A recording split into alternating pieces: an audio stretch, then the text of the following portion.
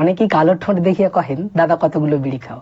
আজ তাহা বিস্তারিত আলোচনা করিব। বহু লোককে বোঝানো যায় না বিড়ি খাচ্ছি মানে এই যে পকেটে পয়সা নেই বা প্যাকেটে সিগারেট নেই। বিড়ি কেন খাচ্ছ এই নাও বলে সিগারেটের প্যাকেট এগিয়ে দেয়। তাছাড়া অমন দুম করে বিড়ি খাবো বললেই খাওয়া যায় না। পকেট থেকে বার করো রে, ফাটা কিনা দেখো রে, দুপাশে ফু দাও রে। যেমন প্রেমিকার সঙ্গে দেখা হলেই তাকে দুম করে চুমু খাওয়া যায় না, তার আগে গদগদ পরিবেশ তৈরি করার একটা প্রস্তুতি থাকে। হাতে ধরে কানের পাশ থেকে চুলটা সরিয়ে দিয়ে বিড়িটাও সেই রকম। বিড়ি একটা চয়েস, বিড়ি একটা প্রেফারেন্স। লোকে বলে মাছ ভাত নাকি সচ্ছলতার প্রতীক। আমি ব্যক্তিগত চারাপোনা কালো জিরের ঝোল দিয়ে ডাল ভাত বেশি প্রেফার করব।